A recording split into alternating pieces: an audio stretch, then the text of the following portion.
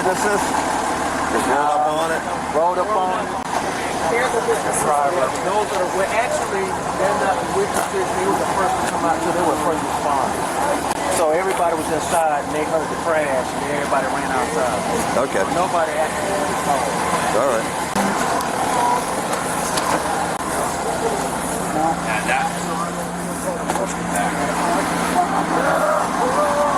Long time no see, right? I'm glad. 2 days and 2 times in 1 day to see. Heck yeah. What's up, man? Is he still alive? He dead? Confirmed dead? They're going to confirm it now. Oh. Yeah, it's definitely a 30. Passenger's going to be a 30. He is going to the hospital, right? I believe so, yeah. Was that Pontiac G8? Yeah.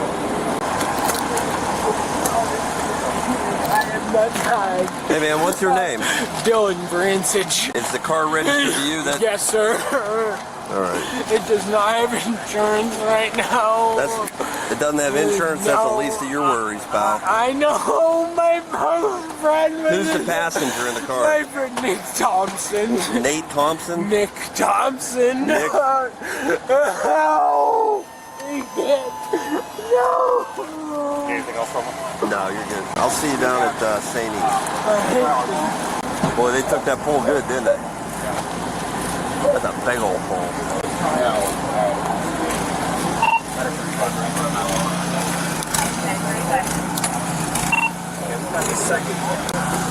How you doing? Someone said you witnessed what happened? Yeah. What'd you see? So I was sitting out there on my top left window right there playing the game, and I heard the engine rev because I thought it was going to be like some racing or something, so I wanted to see that. So I looked out the window. He revved the engine from right there, and then he just zoomed, and then he like sort of turned a little bit, and hit the pole right there. Okay. And then I heard screeching. Did you see the actual impact or just look out and this is what you saw? I seen the actual impact. Okay. Tonight we are taken to the aftermath of a violent crash that changed lives in an instant. The driver, young and shaken, is confronted with the harsh reality of his choices. Witnesses rush outside describing the sound of an engine roaring, and the sickening impact that followed their voices carry the shock of what they saw. The car shattered, the pole crushed, and chaos filled the street.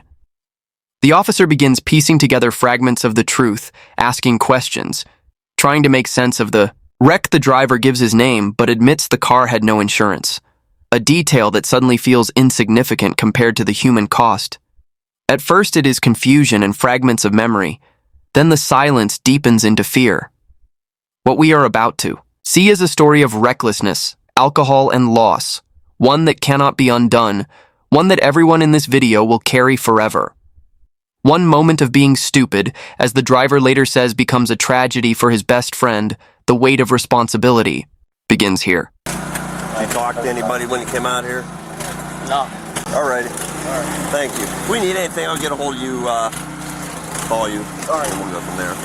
You guys got Ring cameras? And BJ? Did your cameras pick this I up? just checked it. It didn't pick it up. It caught the after the impact when the lights started flashing and stuff like that. I tried to see if it caught it down there, but it didn't get it. Man, you guys are coming for battle. I was trying to get him out because it looked like it was about to catch on fire, but till y'all put the fire, extinguisher on it. So I was trying to help out, Crazy night, huh? Definitely. Did you identify him by any chance? Yeah. We have Nick Thompson. Yeah, he said Nick Thompson was all I had. His buddy did? Yeah. All right. The buddy said his name was Nick Thompson. All right. I'll head down there. You look good, Mike. You look like you should be in Europe. You like that?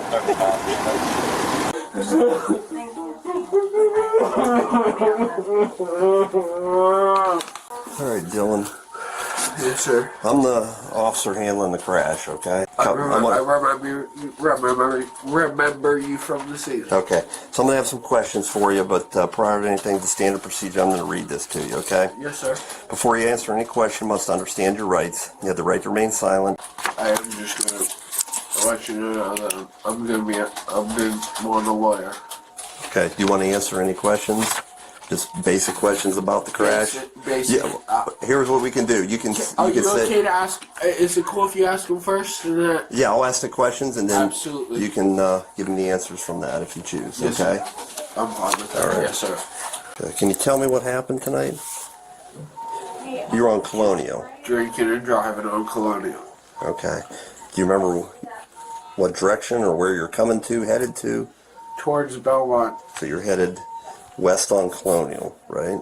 That's towards Belmont. I think that's probably about it. 'Cause I don't mind the answer. Just because I've never been in something like this. And The camera now shifts to the voices of neighbors and bystanders, describing the crash from their windows and porches. One recalls hearing the engine revving like a racer moments before the car spun out of control.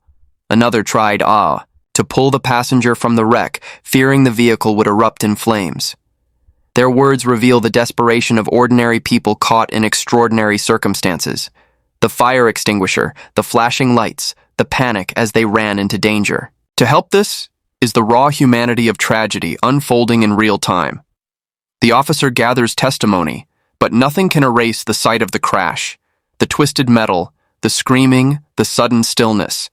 Every account confirms the same thing: speed alcohol, recklessness, and a choice that cannot be reversed. Witnesses may eventually move on, but the memory of that night will remain burned into their minds, a reminder that they were present when one life ended and another was destroyed by guilt. yeah, I don't think he could have been any worse. I was intoxicated. That's about all I'm willing to answer. Okay. Do you know, where were you coming from tonight? That's all I'm willing to answer. Okay. Get out of your way real quick. Sorry about that. Sorry. You remember how fast you were going or anything? Did you try to help me out on anything? I'm sorry. I would if I knew more about it, but Okay. I am not willing to answer. Okay. I've never been in. That's understandable, and you have the right to do that. I'm Do you, nervous. I'm do scared. you have any questions for me? I just would really like to have my phone just so I can get a hold of the people that I need to I can get try hold and of. I can try and do that for you. Itself. Yeah, I don't even have signal out here.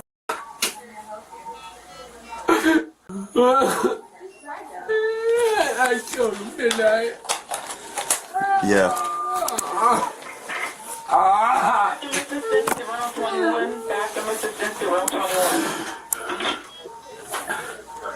No.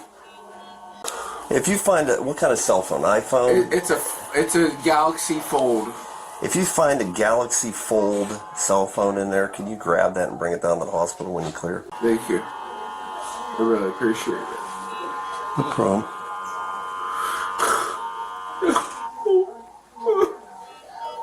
Do you have any questions for me? I don't. I'm sorry. Nothing at all? I have so many questions for everyone, but Okay. I asked you one. Okay. Well, Could be the worst question. unfortunately, you. I'm going to be straight up with you. I'm not going No, I to. I'm not fucking going to killed him. sugarcoat. I killed him. I'm not going to hide anything. But yeah, your passenger, unfortunately, he didn't make it. No. Okay. Was that your friend or? My best friend. Okay. Do you remember what happened? Do you know how you lost control? Yeah, being stupid. That's all I got to say. What was the stupid part of it? Now the focus turns fully to the driver. His demeanor is conflicted, part defensive, part shattered. He admits to being intoxicated, yet clings to silence, invoking his rights while offering fragments of truth. The officer remains, patient, urging him to recall details of speed direction and control, but the young man cannot or will not answer the questions his fear shows through. He asks for his phone to contact loved ones, almost childlike in the moment, unsure what to do. Or say, and yet the truth is unavoidable. The smell of alcohol, the wreckage, the dead passenger all point to a reality. He cannot escape. His best friend is gone, and no words can change that. The officer prepares him gently for the devastating confirmation. No sugarcoating, no softening the truth. This is the turning point where grief collides with responsibility, where denial no longer matters, and the full weight of consequences begin pressing down. Drinking and driving. Were you driving fast or? I have a crash. I'm trying to determine what caused. I also understand that answering questions. Okay, fair enough. Fair enough. But was being stupid. I'll give you that. That's all I'm willing to say, is I was being stupid. Yeah. I know alcohol's involved. I can smell it, Dylan. No, and they asked me that at the scene, and that's why I didn't answer it twice. Yeah. Okay. And What's your, can I have your address? I don't remember it right now. Okay. No insurance? Yeah, you did tell me that, I thought. I did. That's why I remember you from the stop.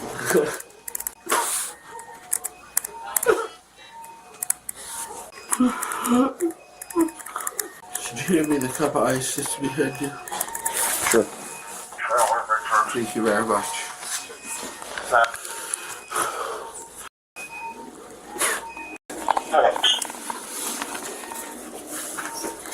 Do you know any information on your passenger, his phone number or anything? I'm just really good friends with his sister. Okay. I work with them both. And he works there as well? Okay. So you don't have any questions whatsoever for me? All right, I'll probably be back here shortly. I appreciate it. Thank you. No.